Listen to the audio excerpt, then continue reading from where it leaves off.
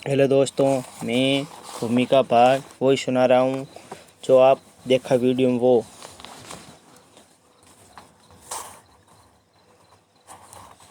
अध्यात्म ज्ञान के बिना मनुष्य जीवन अधूरा है। यदि किसी के पास अरबों खरबों की संपत्ति है, फिर भी वह अपने जीवन में कुछ कमी महसूस करता है। उनकी पूर्ति के लिए मनुष्य प्रकट स्थलों पर जाता है। उस समय उसको कुछ अच्छा लगता है, परंतु उससे पूरा जीवन अच्छा नहीं हो सकता है। न ही इसमें जाती हैं, फिर भी कुछ अधूरा सा लगता है। वह कभी परमात्मा की भक्ति की है।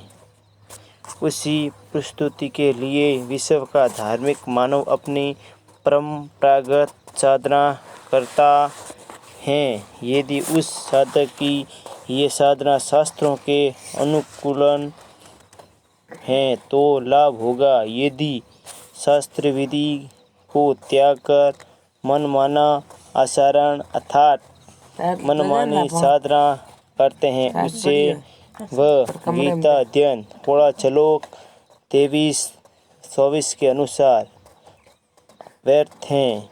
साधक के सुख प्राप्त होता है, न सिद्धि प्राप्त होती है, न परम गति प्राप्त होती है, अर्थात व्यर्थ साधना है। कुछ श्रद्धालु किसी गुरु के दीक्षा लेकर भक्ति करते हैं।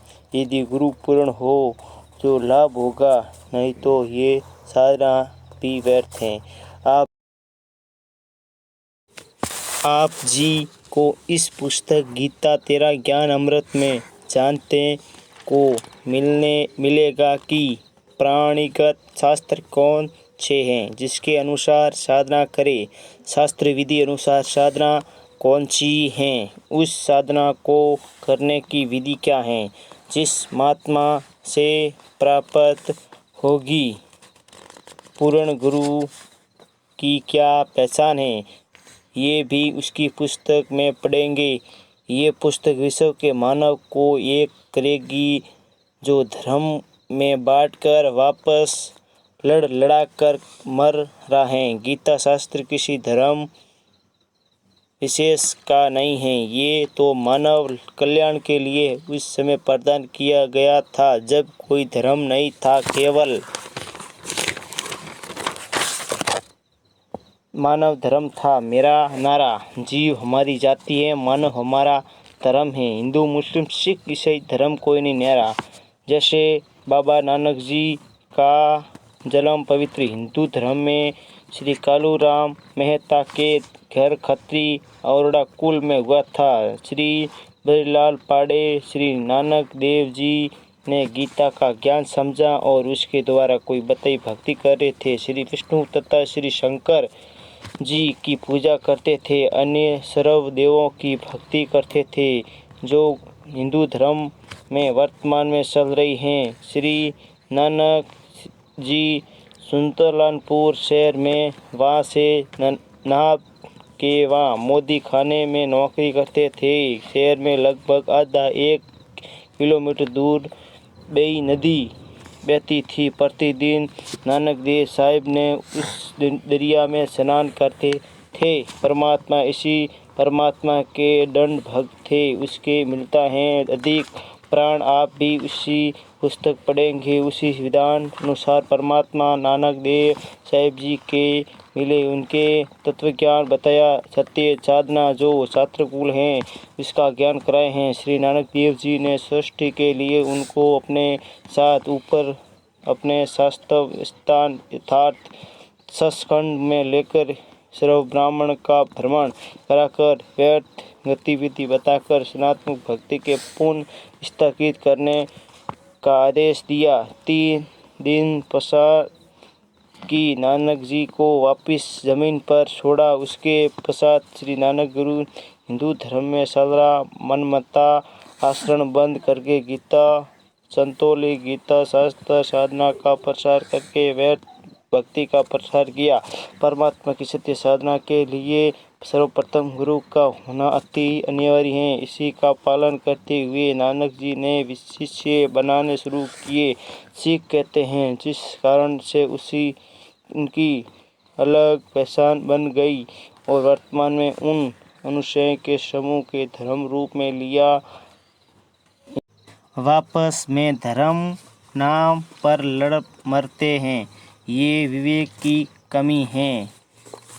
विशेषण भक्ति कोई करो, उसके गुरु बनाना आवश्यक है। गुरु भी भक्त गुरु जो हैं अपने मुख कमल में तत्व ज्ञान तथा साधना विधि बताए। गुरु का शरीर ही नाम है। उस शरीर में जो महात्मा हैं वह गुरु हैं। शरीर 5 तत्व का हो, बिना गुरु के ही अपनी परंपरागत साधना करते हैं। उसी बिगड़े रूप को भी नानक जी ने परमात्मा से प्राप्त ज्ञान से ठीक किया था। वर्तमान में सिखों में भी भक्त गुरु का अभाव है। जिसे समक्ष वेद क्या है, ये आप इसी पुस्तक में जानेंगी। रामकृष्ण ने कौन बड़ा, उन्होंने ने भी गुरु किया।